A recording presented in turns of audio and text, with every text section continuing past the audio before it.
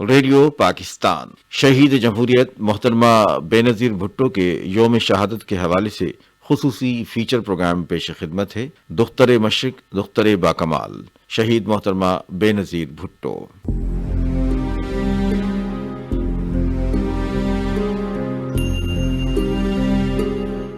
ہم چاہتے ہیں کہ ملک کے اندر جمہوریت ہو۔ جمہوریت کا مطلب یہی ہے کہ عوام کو فیصلہ کرنا چاہیے اور پاکستان کو مد نظر رکھتے ہوئے فیصلہ کرنا پڑے گا۔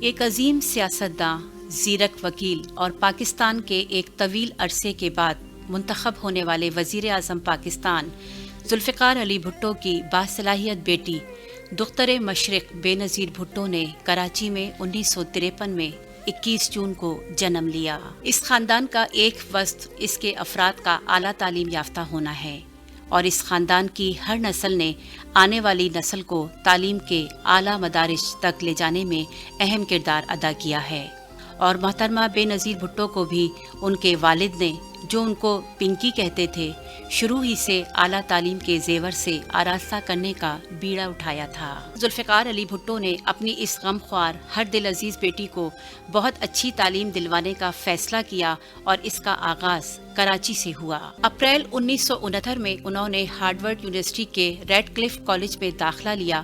بے نظیر بھٹو نے ہارورڈ یونیورسٹی سے 1973 میں پولیٹیکل سائنس میں گریجویشن کیا۔ اس کے بعد انہوں نے آکسفورڈ یونیورسٹی میں داخلہ لے لیا، جہاں سے انہوں نے فلسفے، معاشیات اور سیاسیات میں ایم اے کیے۔ وہ آکسفورڈ یونیورسٹی کی سرگرم طالب علم اور طلبہ میں بے حد مقبول تھیں۔ ذوالفقار علی بھٹو کی شہادت کے بعد پارٹی کی ذمہ داری بیگم نصرت بھٹو کے سپرد تھی اور وہ ایک اندھوناک صدمے کے اثر سے نہیں نکل پا رہی تھیں۔ انہوں نے ایک موقع پر کہا تھا کہ پیپلز پارٹی کو ہمیشہ پارٹی کے اندر کے لوگوں کو استعمال کر کے نقصان پہنچایا گیا۔ لوگوں کو خیال تھا کہ ذوالفقار علی بھٹو کے بعد اب پاکستان پیپلز پارٹی کو ہم ہائی جیک کر لیں گے، اور اس میں بڑے بڑے نامی گرامی لوگ شامل تھے۔ ہم پاکستان کو شان و شوکت کے راستے پر لے جا سکیں اور ہمارے لوگ عزت کے ساتھ رہ سکیں، اور اس طرح وہ پیپلز پارٹی کی ایک بار پھر بھٹو کی مضبوط پارٹی بنانے میں کامیاب ہو گئیں۔ یہ محترمہ بے نظیر بھٹو کی ہی کاوش اور محنت تھی کہ یہ پارٹی اتنی مضبوط ہو گئی کہ اس نے 3 بار ملک کا اقتدار حاصل کیا۔ تیسری بار وہ خود نہیں تھی، مگر ان کی پارٹی حکمران اور ان کے شوہر ملک کے صدر تھے۔ پاکستان پیپلز پارٹی کے سینئر رہنما امان اللہ سیال محترمہ کی قائدانہ صلاحیتوں کے معترف ہیں اور کارکنوں سے ان کے رشتے کو ان لفظوں میں بیان کرتے ہیں۔ وہ ہمارے اس ملک کی غریب عوام کی خدمت کرنے کا جذبہ لے کے اس ملک میں آئی تھی، پہلے بھی خدمت کر رہی تھی غریبوں کی۔ ان کو جو مائنڈ سیٹ جو ہے ہمارے ملک میں، انہوں نے اس کو شہید کر دیا، ہمارے سے جدا کر دیا گیا، ہماری قیادت کو ورکروں سے جدا کر دیا گیا۔ بے نظیر صاحبہ تو ہمارے ساتھ بھی ڈسکشن کرتی تھی چھوٹی چیزوں پر بھی۔ ہم اس کو جب دیکھتے تھے کہ ہم ورکروں سے جب اتنا ڈسکشن کرتی ہے، پیار کرتی ہے، تو آپ دیکھیں ہم اپنے غم بھول جاتے تھے، اور وہ کہتی تھی مجھے سجیشن دو، اور یہ بڑی بات ہے کہ ورکر سے سجیشن لیتے۔ یہ محترمہ شہید کا کارنامہ ہے، اس کی محبتیں ہیں جو آج جو بھی تک بھی قائم ہے پاکستان میں، دنیا میں اگر اس کا نام ہے بے نظیر صاحبہ کا، اسی وجہ سے نام ہے۔ پیپل پارٹی کے لوگ اس کو یاد کرتے ہیں، ورکر یاد کرتے ہیں۔ آج بھی اس کی شہادت ہے، ہم اسی عظیم ہستی کو سلام پیش کرتے ہیں۔ ذوالفقار علی بھٹو کو جیل بھیج دیا گیا اور ملک میں مارشل لا نافذ کر دیا گیا۔ اپریل 1979 میں سپریم کورٹ کے ایک منقسم فیصلے کے تحت ذوالفقار علی بھٹو کو پھانسی دے دی گئی۔ انہیں پارٹی کا سربراہ بنایا گیا، اور مارشل لا کے بعد اپریل 1986 میں جب بے نظیر وطن واپس آئیں تو ان کا زبردست استقبال کیا گیا۔ لاہور ایئرپورٹ سے شہر کا راستہ گھنٹوں میں طے ہوا، جسے چشم حیرت نے مشاہدہ کیا۔ ہم انصاف کا ساتھ دیں گے، ہم ظلم کا ساتھ نہیں دیں گے۔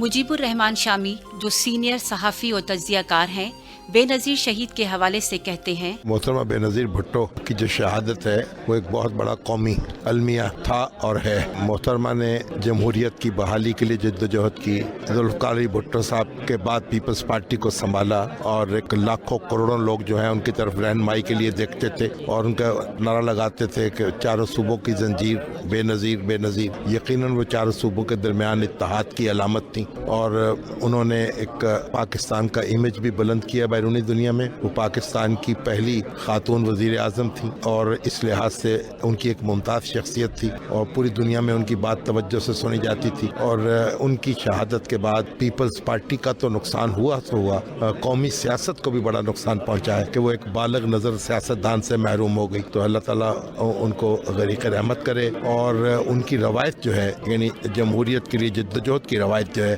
اسے باقی رکھے اور ہمیں توفیق دے کہ ہم جمہوریت کی حفاظت کر سکیں اور اس عمل کو آگے بڑھا سکیں۔ بھٹو صاحب نے خود ان کی تربیت کی اور اس کے بعد انہوں نے جمہوریت کی بحالی کے لیے کوشش کی۔ پھر قومی مفاہمت جو تھا، اس کا ایک نعرہ تھا ان کا کہ مختلف سیاسی جماعتوں کے درمیان جو بہت تناؤ پیدا ہو چکا تھا، محاذرائی کی کیفیت تھی اور اختلافات جو ہیں وہ ذاتی غصے میں اور انتقام میں ڈھل چکے تھے، انہوں نے اس آگ کو بجھایا اور ایک مفاہمت کی بنیاد رکھی۔ مسلم لیگ نون کے ساتھ مل کر ایک میثاق جمہوریت پر دستخط کیے، جس سے ان دونوں جماعتوں کے درمیان تلخی جو تھی ماضی کی وہ ختم ہوئی اور ایک صحت مند کردار ادا کرنے پر دونوں جماعتیں تیار ہوئیں، اور ابھی تک یہ ان کا جو میثاق جمہوریت ہے وہ پاکستانی سیاست میں ایک بڑا حوالہ ہے، مثبت حوالہ ہے، اور ہم اس کی طرف رہنمائی کے لیے دیکھتے ہیں اور اس کا حوالہ دیتے ہیں بار بار اپنی سیاست میں بھی، اپنی ترجیحات کے تعین میں بھی۔ تو محترمہ اس حوالے سے بھی ہماری سیاست میں یاد رکھی جائیں گی۔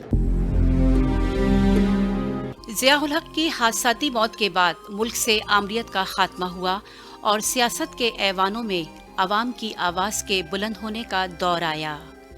قائم مقام صدر غلام اسحاق خان نے 90 دن میں عام انتخابات کروائے، جس میں پیپلز پارٹی نے قومی اسمبلی میں سب سے زیادہ سیٹیں جیت کر اپنی حکومت قائم کی، اور بے نظیر بھٹو 11 دسمبر 1988 کو جب ان کی عمر 35 سال تھی، پاکستان اور اسلامی دنیا کی پہلی خاتون وزیر اعظم بنی۔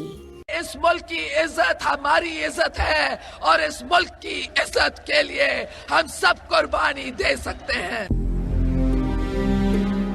1993 میں صدر غلام اسحاق خان نے نواز شریف کی حکومت کو بھی برطرف کر دیا اور اکتوبر 1993 میں عام انتخابات ہوئے اور پیپلز پارٹی اور اس کی حلیف جماعتوں نے معمولی اکثریت سے کامیاب ہو کر حکومت بنائی اور محترمہ بے نظیر بھٹو دوسری بار پاکستان کی وزیر اعظم بن گئیں۔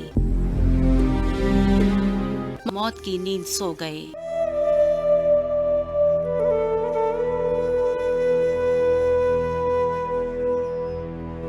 سینکڑوں زخمی ہوئے۔ اس منظر کے دوران محترمہ بے نظیر بھٹو کو بحفاظت بلاول ہاؤس پہنچایا گیا۔ محترمہ بے نظیر بھٹو کی زندگی کامیابیوں کی ایک شاندار داستان ہے۔ آپ کو دنیا بھر سے بہت سے اعزازات اور ڈگریاں دی گئیں۔ 1988 میں انہیں برونو کریسکی ایوارڈ برائے حقوق انسانی دیا گیا اور اسی سال انہوں نے اعلیٰ ترین فرانسیسی ایوارڈ حاصل کیا۔ 1990 میں دی نوئل فاؤنڈیشن UNIFEM ایوارڈ ان کو دیا گیا۔ 1996 میں بوسنیا کے صدر کی جانب سے gold medal dragon of Bosnia دیا گیا۔ 1995 میں لاس اینجلس کے میئر کی جانب سے شہر کی چابیاں پیش کی گئیں۔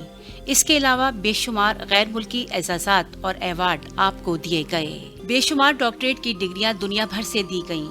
2006 میں دبئی میں یورپین پبلشنگ ہاؤس امارات کی جانب سے وومن آف دی ایئر کا ایوارڈ دیا گیا۔ 2007 میں اوسلو میں Muslim women of human rights and democracy کی چیئرپرسن نامزد کیا گیا اور آئرلینڈ میں نیشنل ایوارڈ برائے امن بعد از مرگ 25 اپریل 2008 کو دیا گیا۔ सरफराज राजड़ का मोहतरमा बेनज़ीर भुट्टो शहीद की शख्सियत के हवाले से कहना है। मैं समझता हूँ कि वो हमारी शहीद जमहूरियत थी, उनमें लीडराना और अपने वर्करों के साथ जो उनकी मोहब्बत थी और उनको जो प्यार देती थी वो, तो मैं समझता हूँ कि उन जैसा लीडर पैदा होना हमारे मुल्क के लिए एक ऐसा खुशगवार एक झोंका था हवा का कि मैं समझता हूँ कि आज तक कोई लीडर पैदा न हो सका। बहुत ही शानदार शख्सियत थी, मोहब्बत करने वाली थी, इतना गरीबों के लिए एहसास था और इतनी वो फकीर तबीयत थी कि मैं समझता हूँ कि ऐसा तो मैंने किसी को नहीं पाया कि वो अपने भाइयों की तरह अपने वर्करों से शफकत करे, मोहब्बत करे। ये वो शानदार शख्सियत की मालिक थी, एक आला पाए की लीडर थी, एक अजीम इंसान थी। अल्लाह उनको जन्नत में जगह दे। आपने अपने दौर में जेल में कैद सारे सियासी मुखालिफिन को आज़ाद करके बुनियादी शहरी और सियासी आज़ादी को बहाल किया। खारजा पॉलिसी के हवाले से भी यही सूरत हाल रही। आपकी हुकूमत ने एक जारहाना के तहत ट्रेड यूनियन सरगर्मियों पर पाबंदियां उठा ली गईं। बरतरफ 40,000 मजदूरों को बहाल किया गया। उजरत में 2 बार इजाफा किया गया। लेबर कॉलोनी और लेबर के लिए पेंशन का हक दिया गया। हर यूनियन काउंसिल में डिस्पेंसरी का क़याम अमल में लाया गया। पाकिस्तान दोबारा दौलत मुश्तरका में शामिल हुआ। मनशियात के खात्मे के लिए नई वजारत कायम की गई। दूसरे दौरे हुकूमत में सेहवन और गवादर में एयरपोर्ट का क़याम अमल में लाया गया। 18,000 देहातों को बिजली फराहम की गई। पोलियो वैक्सीनेशन प्रोग्राम शुरू किया गया। 33,000 लेडी हेल्थ वर्कर्स को माँ और बच्चे की सेहत की बेहतरी के लिए भर्ती किया गया। शुमाली इलाका जात के लिए पहली बार कानून साजी की गई। पहली बार इंतखाबी इस्लाहात का बिल लाया गया और शुमाली इलाका जात के लोगों को वोट का हक दिया गया। बेनज़ीर एक औरत, एक माँ, एक बीवी, एक बेटी, उसने अहद को निभाया। सारे वादे पूरे किए। उसका दिल अफगार था। जो लोग दर्द को समझते हैं, पहचानते हैं, वो जानते हैं कि बेनज़ीर दुखी थी। इस मुल्क की इज्जत हमारी इज्जत है और इस मुल्क की इज्जत के लिए हम सब कुर्बानी दे सकते हैं। पाकिस्तान के हर तबके को बेनज़ीर के इस दुख से प्यार था। वो बेनज़ीर के इस दुख को समझते थे। वो बेनज़ीर को बेतहाशा चाहते थे, मगर जुल्म के अंधेरे उसकी आरजुओं और तमन्नाओं की राह में बार बार हाइल होते रहे। वो हर शिकस्त के बाद नई फतह के लिए कमर कसती रही। अवाम के दरमियान बेनज़ीर का चेहरा गुलाब की तरह महकता रहता था। उसकी आंखों की चमक उसके इरादों की गवाह थी। कम लोग ऐसे होते हैं जो जहां से रुखसत हो जाएं तो उनके याद करने वाले भी मौजूद हों और आंसू बहाने वाली आंखें भी।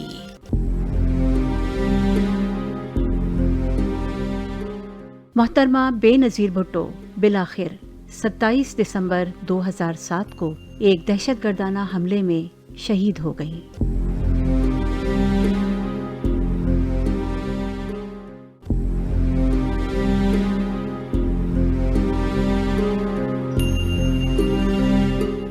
अभी आप शहीद जमहूरियत मोहतरमा बेनज़ीर भुट्टो के योम शहादत के हवाले से खुसूसी फीचर प्रोग्राम सुन रहे थे। दुख्तर मशरिक दुख्तर बाकमाल शहीद मोहतरमा बेनज़ीर भुट्टो। रावी जाहिदा आफरीदी, प्रोड्यूसर मोहम्मद आरिफ। पेशकश रेडियो पाकिस्तान हैदराबाद।